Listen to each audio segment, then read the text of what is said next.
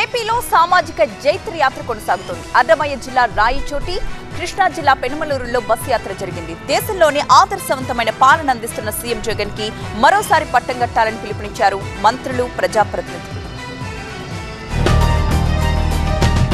YCP సాధికార సామాజిక యాత్ర నిర్విఘ్నంగా కొనసాగుతోంది. ఇవాళ అన్నమయ్య జిల్లా రాయచోటిలో ఎమ్మెల్యే గడికోటి శ్రీకాంత్ రెడ్డి ఆధ్వర్యంలో వైసీపీ సామాజిక సాధికార బస్సు యాత్ర నిర్వహించారు.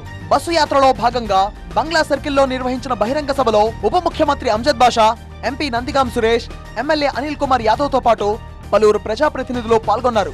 పేదల గురించి అనుక్షణం ఆలోచించే వ్యక్తి, ప్రజల పక్షాన నిలిచే సీఎం జగన్ తో మనమంతా అండగా ఉండాల్సిన అవసరం ఎంతైనా ఉందన్నారు వైసీపీ నేతలు.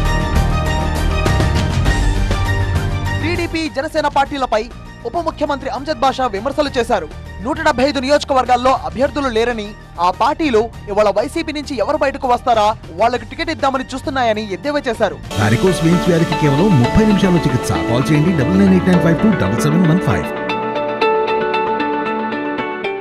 పార్టీలో అభ్యర్థుల మార్పుపై క్లారిటీ ఇచ్చారు ఉప ముఖ్యమంత్రి అంజద్ బాషా. ఇవాళ మా నాయకుడు ఒక మాట చెప్పాడు, మరి ఈరోజైతే ప్రజలు ఎవరిని ఆదరిస్తారో ఒక్క సంవత్సరం ముందు నుంచే చెప్తున్నాడు.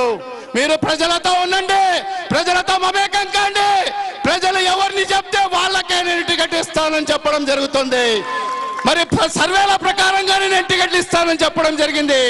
మరి దాని ఆధారంగానే మరి ఈ రోజు టికెట్లు కూడా ఇవ్వబోతున్నారు. మరోవైపు కృష్ణా జిల్లా పెనుమలూరులో మాజీ మంత్రి కొలుసు పార్థసారథి ఆధ్వర్యంలో బస్సు యాత్ర నిర్వహించారు. గంకిపాడు బస్టాండ్ వద్ద బహిరంగ సభ ఏర్పాటు చేశారు.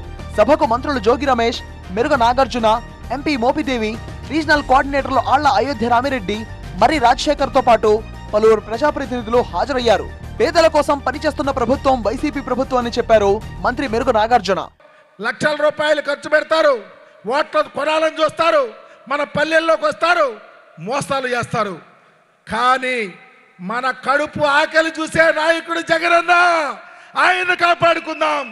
జగనన్నను కాపాడుకోవాల్సిన బాధ్యత మన మీద ఉందని తెలియపరుస్తూ రాష్ట్రంలో 35వ రోజు జరిగిన సామాజిక బస్సు యాత్ర ఎస్సీ, ఎస్టీ, బీసీ, మైనారిటీ వర్గాలకు చేకూరిన సంక్షేమాన్ని వివరిస్తూ వారిని చైతన్యపరిచే లక్ష్యంతో విజయవంతంగా కొనసాగుతోంది.